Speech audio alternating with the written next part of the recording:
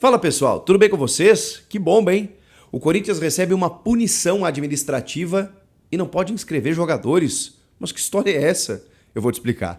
Chega mais, eu sou o Chico Garcia, inscreva-se no canal e vamos juntos.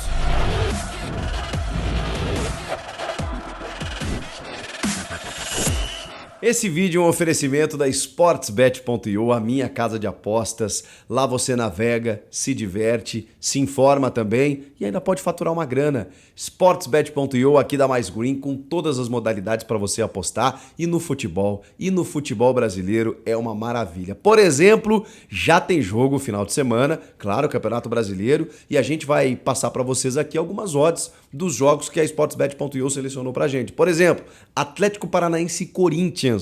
O Furacão jogando em casa é favorito, 1,97 ali, né? O Corinthians, que ganhou fora de casa do Santos, tá pagando 4. 4 para cada real que você apostar uma vitória do Timão na Arena da Baixada. E o empate tá pagando bem, hein? 3,27. Vale lembrar que o Furacão tá sem treinador e tudo mais. Fluminense e Bahia.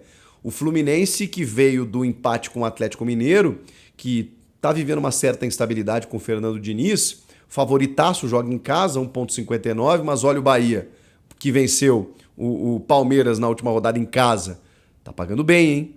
E o empate, quase 4 vezes para cada real. Bacana, hein? Fortaleza e Atlético Mineiro. Aí você tem um jogo muito bom com odds altíssimas para qualquer resultado.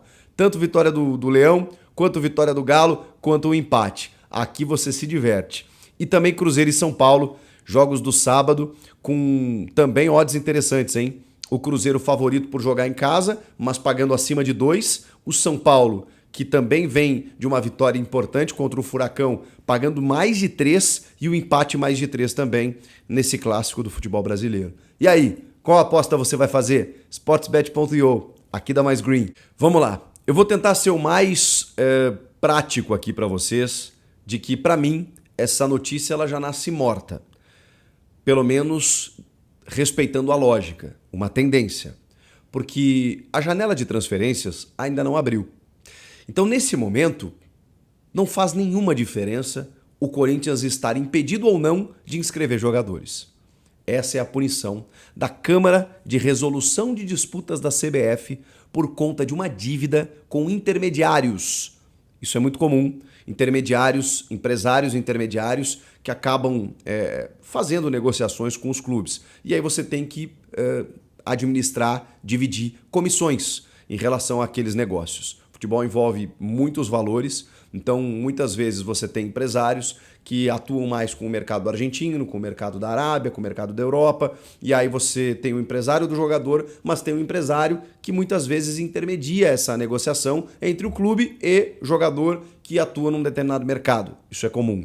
O advogado que pede, que fez essa denúncia da dívida é o empresário Eduardo Boldai, em negócios envolvendo Mauro Bocelli, o argentino, e o uruguaio Bruno Mendes.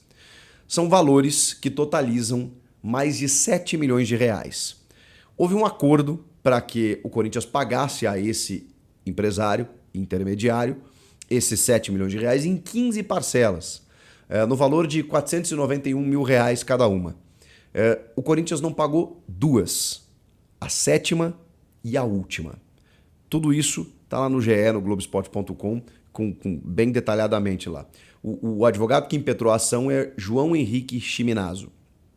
Pois bem, aí, como o Corinthians não pagou, houve essa definição, essa decisão da Câmara de Resolução de Disputas da CBF, impedindo o Corinthians de inscrever jogadores por 6 meses. 6 meses, ou seja, se isso continuar, se o Corinthians não fizer nenhum movimento, ele só vai poder inscrever jogadores na próxima janela, no final do ano. E aí você vai me perguntar, Chico, mas e o Matias Rojas, que está acertado com o Corinthians? Não assinou ainda? Sim. E o Gustavo Cuejara? Pois é. No momento que abrir a janela, se o Corinthians não fizer nenhum movimento, ele não vai poder inscrever esses atletas. Pode até contratar, mas aí os caras vão ficar correndo em volta do CT. Gente, é óbvio que isso não vai acontecer. Até porque já há uma informação de que o Corinthians pretende quitar, está dentro do seu fluxo de caixa, esses valores antes do dia 3 de julho. Então, assim, vem a punição, ela gera esse frisson. É ruim, claro que é ruim, porque trata-se de mais uma dívida que o Corinthians não paga e com consequência, porque aí vem uma punição, mas uma punição que é facilmente derrubada, facilmente revertida com o pagamento dos valores. A gente está falando de R$1 milhão, um pouco mais, com multas e correções, em que o Corinthians pagando isso, e assim, gente, pode parecer muito dinheiro, R$1 milhão, porque é realmente, mas vamos para a realidade do futebol. Isso é o salário de um jogador do elenco. Então, assim, eu não vou acreditar que o Corinthians não vá quitar esse débito, que é muito menor do que outros tantos que a gente já viu no futebol, até o dia 3 de julho, a ponto de ficar sem poder inscrever atletas. Então, esse caso, ok, tem a notícia, tem a punição, a gente precisa noticiar, mas isso vai ser resolvido. Porque se não for, aí realmente a gente está falando de não um mico, né? A gente está falando de um King Kong absurdo, porque aí, por um valor desse tamanho, o Corinthians vai contratar jogador e não poder inscrever? Não. A diretoria não vai cometer essa gafe. Aí é que não para por aí. Tem o transfer ban da FIFA. Esse sim é perigoso. Porque esse é um valor maior. E esse ainda não chegou, tá? Que é de uma denúncia envolvendo uma dívida do Corinthians com o próprio Mauro Bocelli, que aí é de $1.100.000. Na cotação, R$5.700.000. Esse valor, mas também existe uma informação que o Corinthians está costurando um acordo e tal para negociar e que não haja maiores problemas. Esse valor é um pouquinho maior e essa punição da FIFA ainda não chegou. Se chegar, aí vai ter que correr para resolver. Então, assim, a da CBF já veio. Essa precisa atacar imediatamente. Isso você precisa pagar antes do dia 3, porque aí senão complica. E o transfer ban não chegou ainda, da FIFA. Pode ser que não chegue, pode ser que chegue. Então é importante também negociar antes que isso aconteça. Eu entendo a preocupação, o torcedor deve estar preocupado, porque, e aí como eu falei lá atrás, o staff do Matias Rojas deve estar observando isso com atenção também, porque, poxa, eu tinha outras propostas. Eu vou fechar com o clube, que daqui a pouco eu não vou conseguir jogar? Repito, duvido que isso aconteça.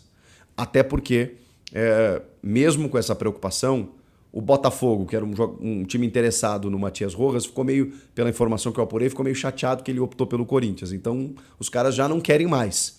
E o Vasco, que também era outro interessado, está meio preocupado com outras coisas. Agora, se algum outro clube atravessar, não sei. Ele já está apalavrado, acertado e com uma carta de intenções assinada com o Corinthians. A tendência é que ele seja jogador do Corinthians e que o Corinthians resolva essas pendências para poder anunciar e inscrever o jogador. Tudo isso tem que ser resolvido nos próximos dias. E assim, pela minha experiência, vai ser resolvido. Só que realmente as notícias de dívidas e problemas financeiros no caixa, com jogadores, com problema na justiça, vão se acumulando. Então é preciso muita habilidade nos próximos dias para que não haja uma consequência muito grave, que seria o fato do Corinthians não poder inscrever jogadores na janela. Isso seria terrível, mas repito, isso não vai acontecer. Estão assustados? Calma, vai dar tudo certo. Comenta aqui, inscreva-se no canal, eu volto na próxima. Tchau!